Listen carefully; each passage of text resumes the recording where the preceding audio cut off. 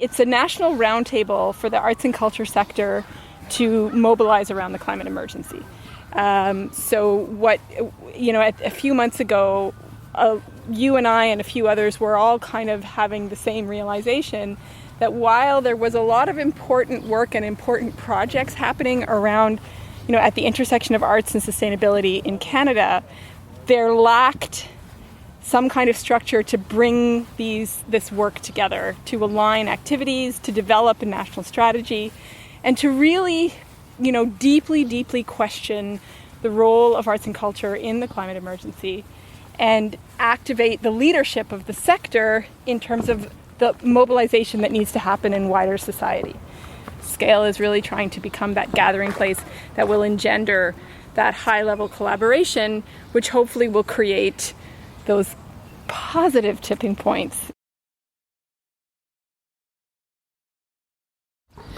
Another episode of the Conscient Podcast. I'm with my colleague and friend Judy Pearl. Welcome, Judy. Thank you so much. We're walking along the Rideau River in Ottawa, a path, and we both live nearby here, and I live in Sandy Hill and you live in Ottawa East. So I'm very happy to have you on the show because we're working together on a project right now, which we will inevitably talk about. Yep. But we've also worked together when I was at Canada Council and you're still at the National Arts Centre, trying to get institutions to do more in terms of environmental policy, and also a strong belief that we both share that the arts can play a much stronger role in the ecological crisis. Yeah. So why don't we start with this introduction of who you are, Judy? Sure. So, my name's Judy Pearl. I've lived in Ottawa most of my life, although my parents actually grew up in Melbourne, Australia. My mom was born in New Zealand. I was born in the UK. I'm now a settler here on unceded Algonquin Anishinaabe territory. Very grateful to live here. And I work as associate producer in the English Theatre Department at the National Arts Centre. I guess the other thing that might be relevant to this conversation is that I've been a pretty passionate environmental and climate activist since my teen years. It's always been a huge part of who I am. But I've also always been drawn to work in the arts. And I just to clarify, I'm an arts worker, I'm an administrator, I'm an organizer. I don't think of myself as an artist. I think of myself as someone who facilitates artists to do their work. And lately, in the last few years, I've really had the opportunity to focus my work on bringing these two things together, my environmental activism and my work as an arts facilitator. And that's really, really super exciting to me because it feels like a coming together of, these two passions that I've been pursuing since my teen years. Well, I appreciate that you're involved because you certainly helped me in my work, both when I was at the council and now with Scale. But before we get into that, I want to ask the question that I asked everyone. And we're getting near the end. This is the third last episode of the season. I have two more. Okay. And then I'm drawing the line and I'm going to start doing the What I Learned episodes on the different themes this summer as I wrap it up. But what are your thoughts on, now just to explain, I use the term accepting reality because for me there's a sense of denial that we live with, and including myself. And so I've been working around the notion of reality. How do you relate to that term and concept? Historian Yuval Harari. If you think about any religion, any economic system, any political system, at the basis you will find some fictional story about God, about money, about human rights, about a nation. All of these things are fictional stories. They are not a biological reality. But it's a very powerful and convincing and benign fiction that helps us organize our political and legal systems in the modern world. Well, I have a lot of thoughts about it, and I re-listened to the reality episode recently, and I'm actually probably the quote that is the most resonant for me is the one from Yuval Harari, because what he says about all these things that we think of as reality, things like banks and our economic system and our system of governance and money, these things that we tend to think of as reality are actually not. They're fictions collectively created by humanity. Countries. A country is a fiction. I read Yuval Harari a few years ago, his seminal work, *Sapiens*, and that's where I first encountered those ideas. And it's amazing how often I go back to those ideas, and I think that has a lot to do with the role of the arts in our current crisis, which, as we know, is not only an ecological and climate crisis, but a need to radically transform the way we live on so many different levels. And I think what Yuval Harari has to say about that is so relevant and so really points to the role of artists, because what we ultimately have to do is create new fictions. And so I guess listening to the quotes, that was kind of the one that struck me the most. And I wonder too, like when we think about the fictions, to use Harari's language, that we currently live with, like I think in the past, I wonder how much artists were, to what extent was it up to the artists to create those fictions? I think it was to a degree, but really how much? And is that something we can investigate now that might help inform where we go next and the role of the arts? So that's one thought that I had, in terms of your episode.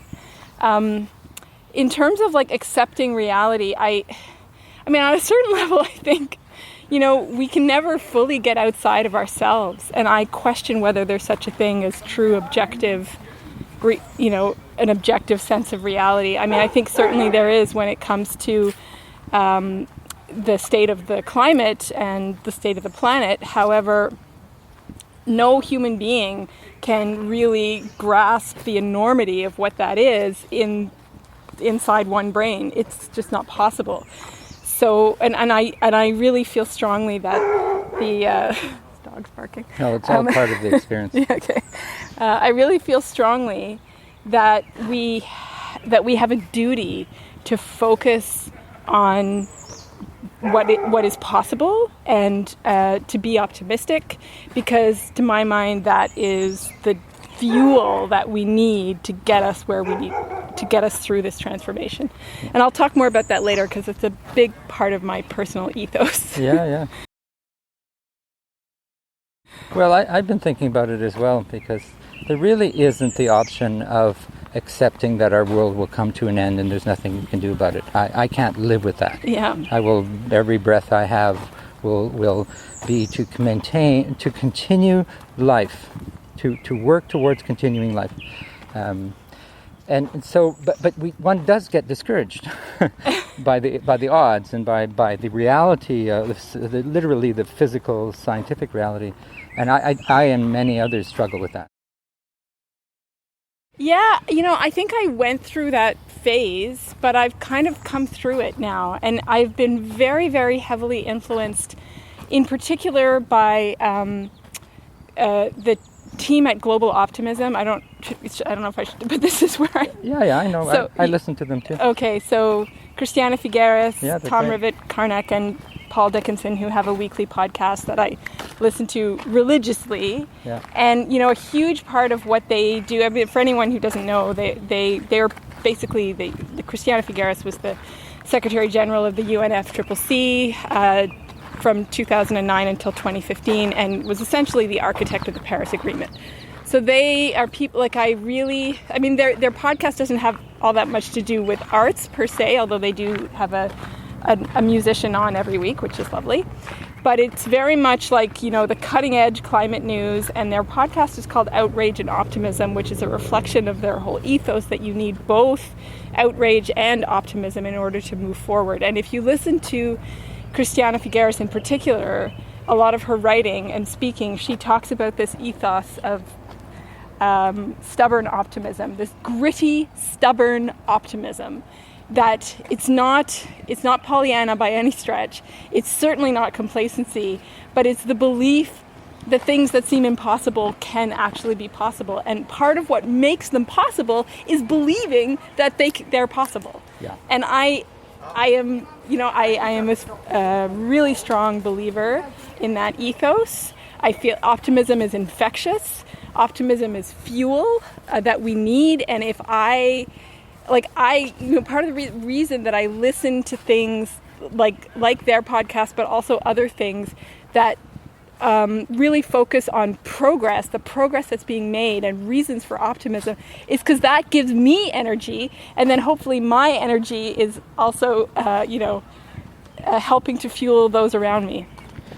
Yeah, I hear you, because I listened to that podcast, and I also listened to one called Green Dreamer, which is excellent because it always asks at the end of the guests, and I always get emotional when I listen to the end of that podcast. Yeah. Because the host, Camilla Shane, says, what books or publications really influence you? And then she asks, what inspires you the most? And she goes through a series of questions like that. And then you get uplifted by the fact that the person is speaking from the heart and truly believes these things. Yeah. It's not like a show. It's a testimony of our ability to change and to not too much adapt, but to come to terms with what needs to be done now. And there is massive transformation happening now, but it's all little bits and pieces all around the world.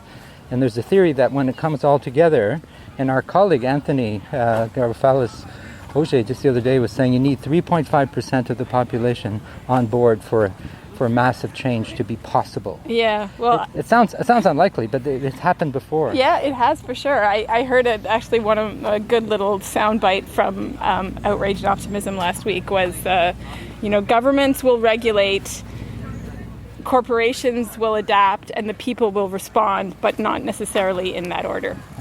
Okay.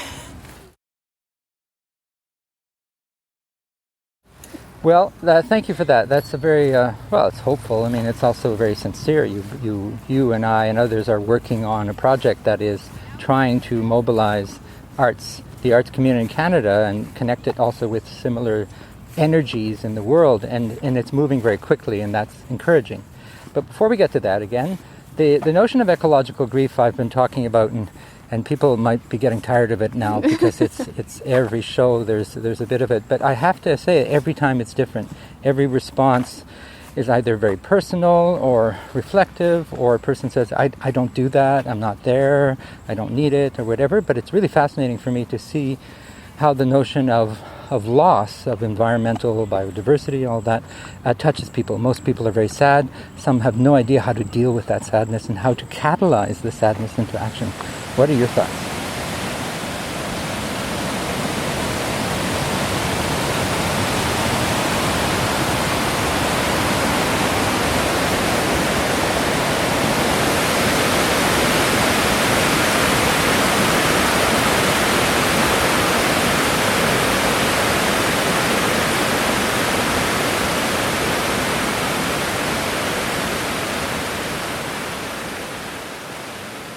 I think there's ample reason for this great sense of loss and grief and sadness. Like, it's not that we don't have ample reason to feel that way.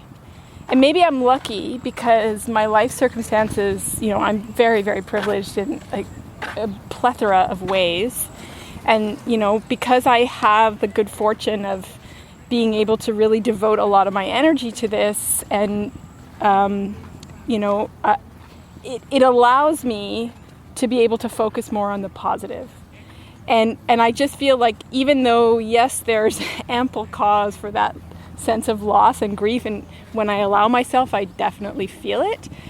But at the same time, I'm like, we just don't have time. I don't have time. Like, the planet doesn't have time for me to sit in that grief and not act. And I need to focus on the things that will give me the energy to act. And this also plays into another book I've been reading.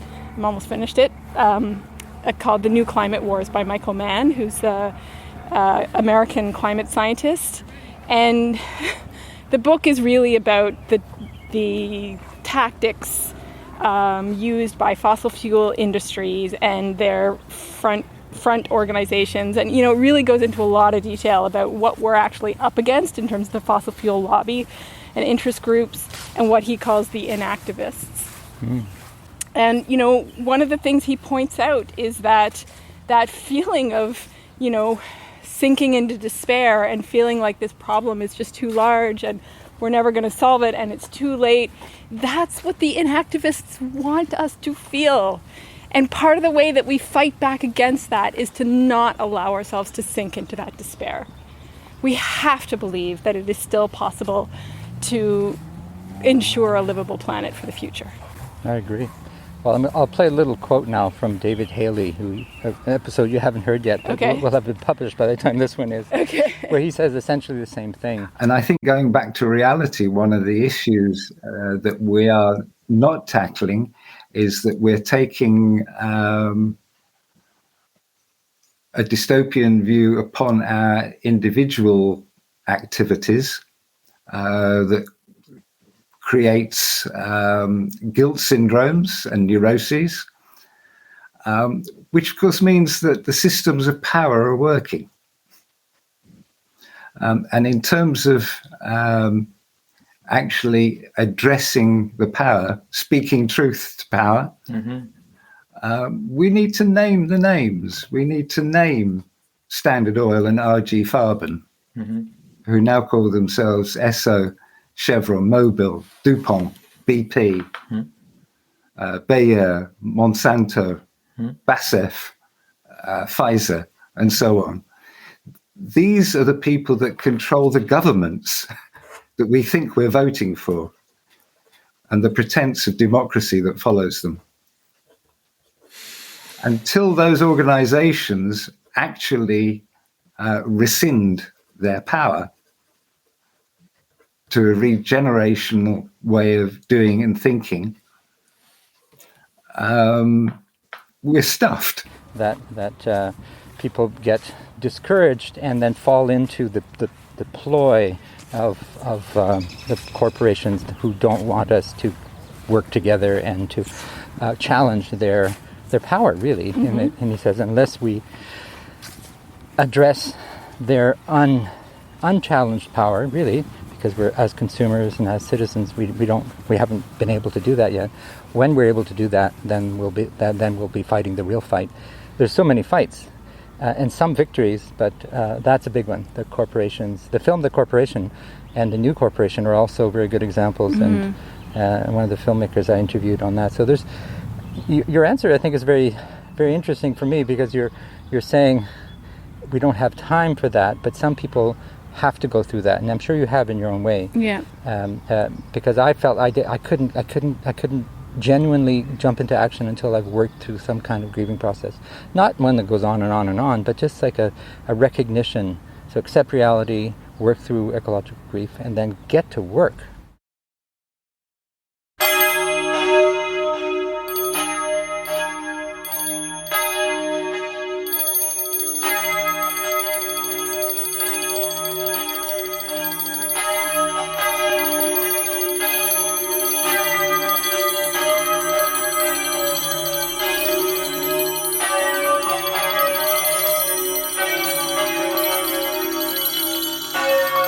But let's continue, Judy, in our walk and our conversation about, now we can talk a bit about the scale, the Sectoral Climate Arts Leadership for the Emergency Initiative that you and me and luckily I'll have all 7 of us, all 6 of you doing different conversations this season. So you get to know each of them, David Maggs, Kendra Fanconi, Anthony Jaufalis, Auger, Robin Sokolowski, and who's the other person? Maybe it's me. And you. Angeli? Did you say Angeli? Yes. Angeli was actually the first one. The very first one I did when I was in Vancouver. So what are your thoughts about, so maybe tell the listeners what scale is and why it was created.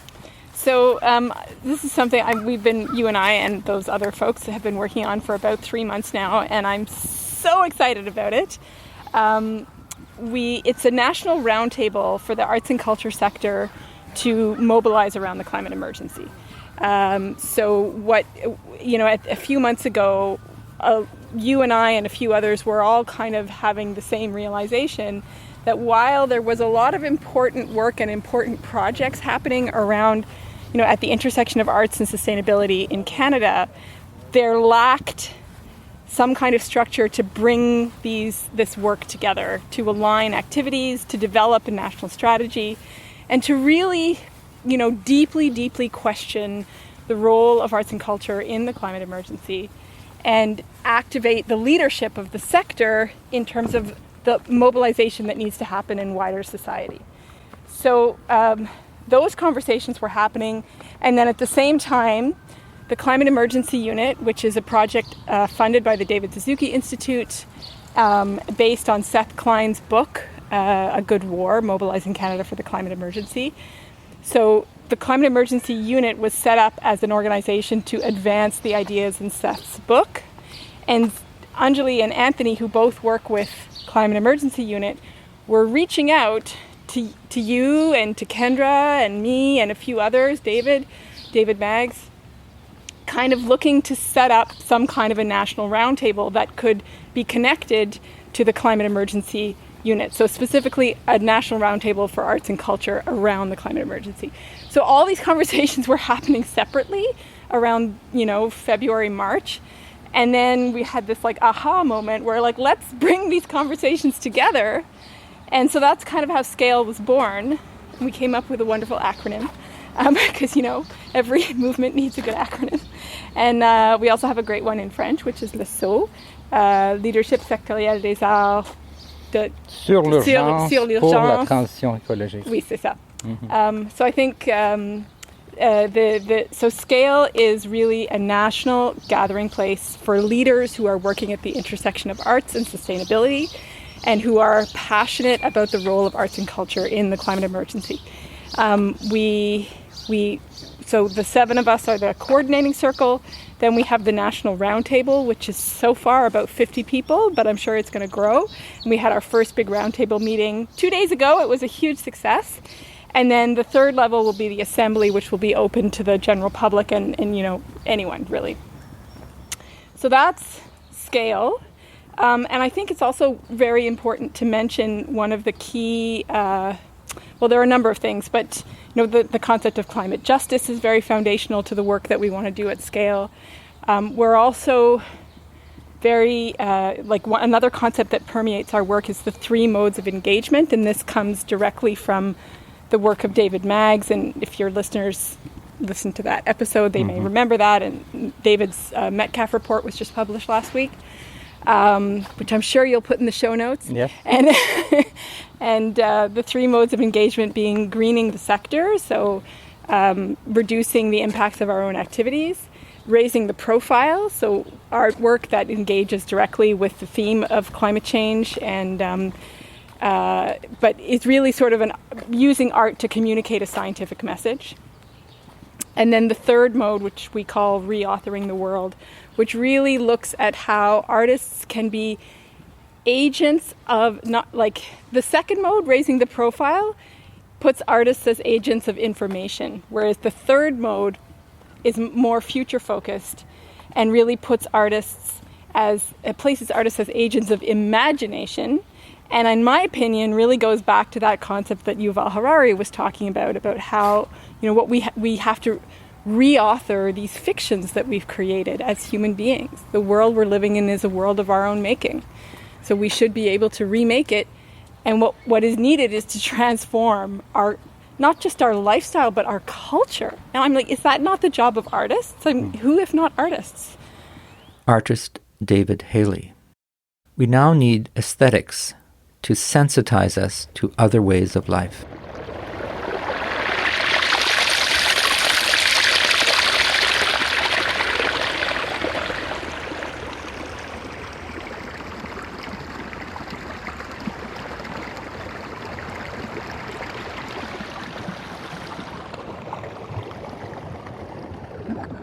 And we need artists to sensitize us to the shape of things to come. Oh, and I agree. It's a, when I talk about scale, I talk about the metaphor of scaling a mountain, and then in France it's le saut, and then you jump off the mountain into the unknown. Yeah, and or like Christiana Figueres was talking about this week, we're standing at the edge of a precipice, and we either build a bridge or we jump. There's no other option. We can't go back.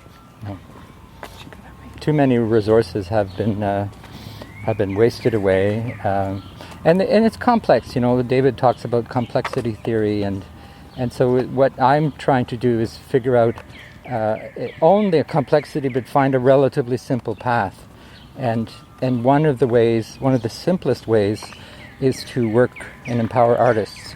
What do artists need to do their work? I don't want to tell them what to do, but if they're missing something, if there's a gap, if there's a lack of connection, those of us who have those skills and those abilities should be providing them to our peers so that they can have more impact. Yes, for sure. But I think artists, I really want artists to recognize that their imagination is needed in this crisis.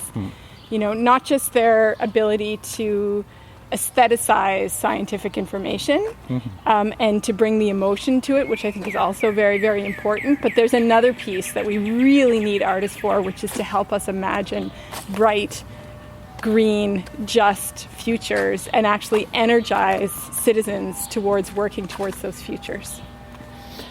And some artists go beyond that, and they provide. Do you want to head back that way? Yeah, sure. That truck is around here somewhere, but we'll just let it do its thing.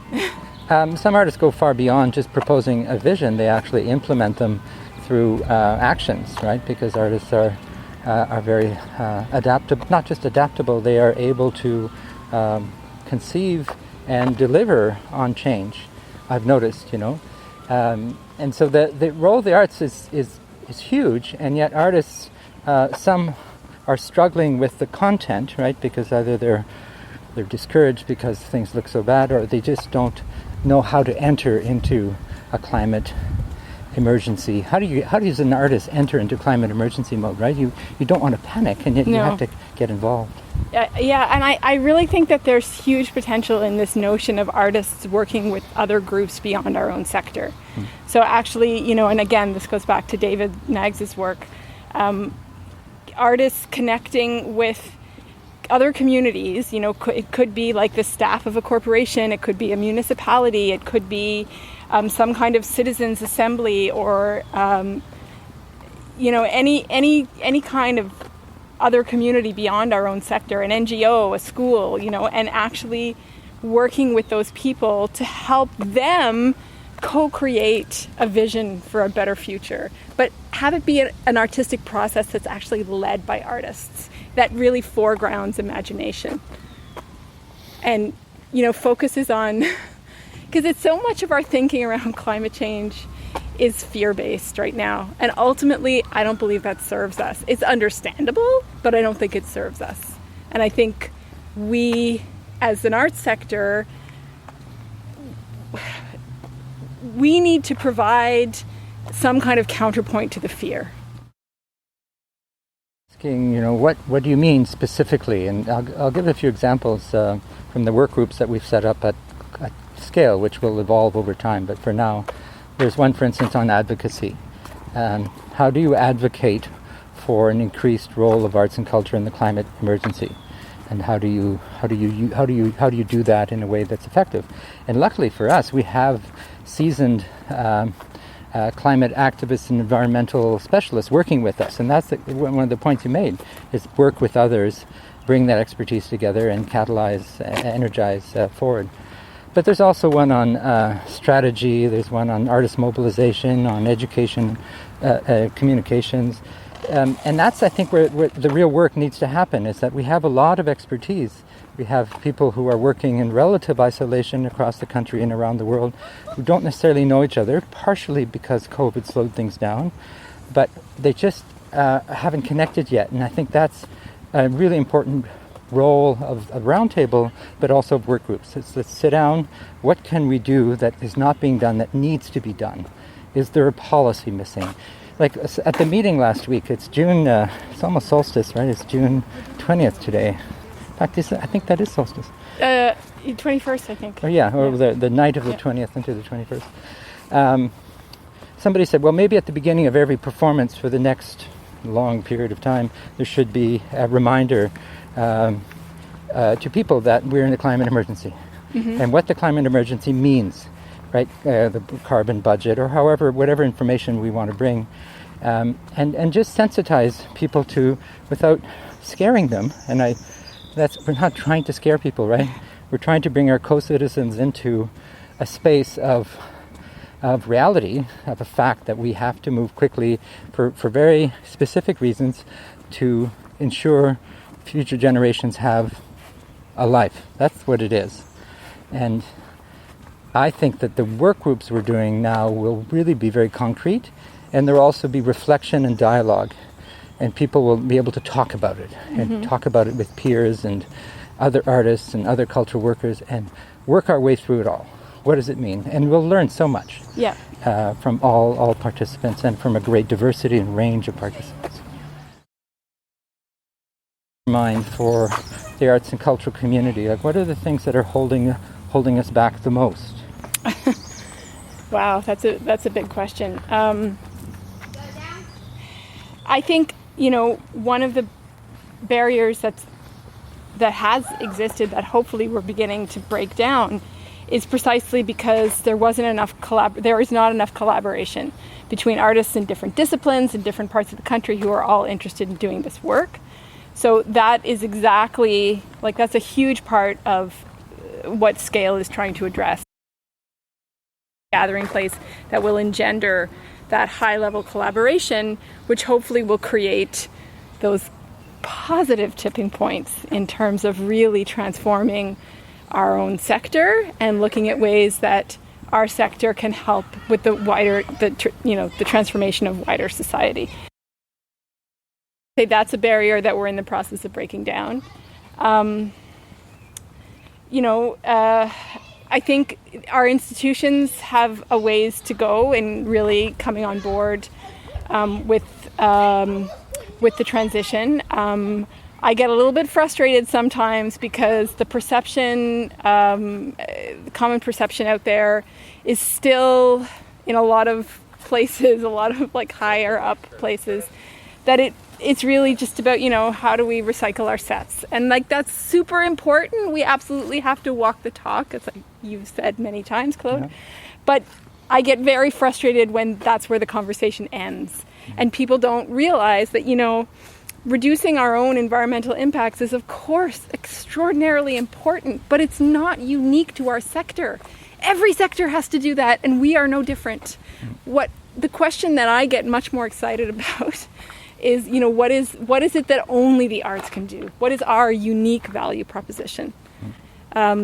So I'd say, that attitude of where the conversation starts and ends with how do we recycle our sets, and travel less, and just reducing our own, again, those things are important, but I get very frustrated with that, when that's where the conversation ends. Well, I give credit to your colleagues at the National Arts Centre who, in English theatre, created a 2-year cycle that Chantal Bilodeau and Sarah Garton-Stanley co-curated under the direction of Gillian Kiley at the English Theatre. But that was a fantastic initiative, right? Because I was lucky to be part of it, and we went to a summit in Banff back when we could travel. Learned so much and developed not only a sense of vision but also solidarity amongst. We can do this. This is going to be interesting work. It's not necessarily. And then there were the green rooms and all that those presentations that were curtailed by COVID but still happened. And where I used to work at Canada Council, there's also some really important work being done now on decolonization, which is a big part of this. Absolutely, it's a huge part of it. It's all really the same.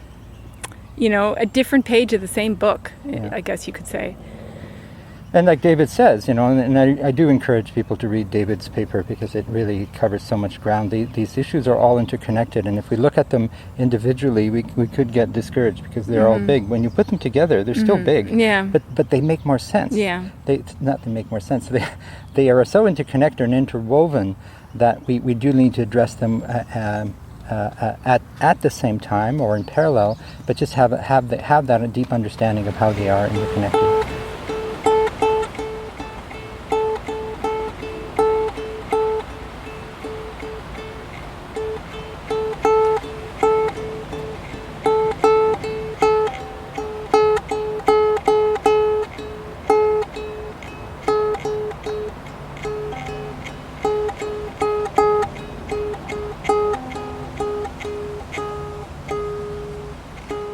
One of the reasons that I'm talking to so many people is to see what's in common.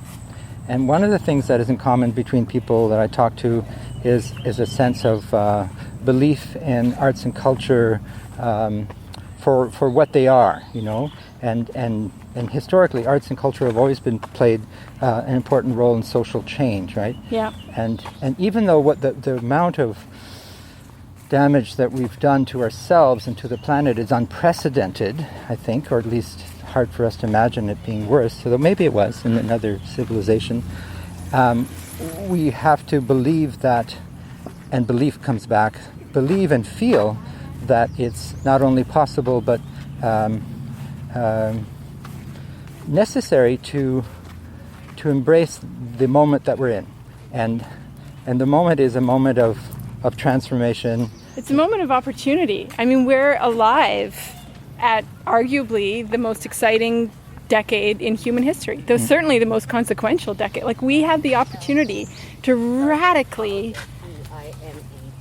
transform human history and the trajectory of human civilization and also life really on this planet. Like, we are alive at such an exciting time.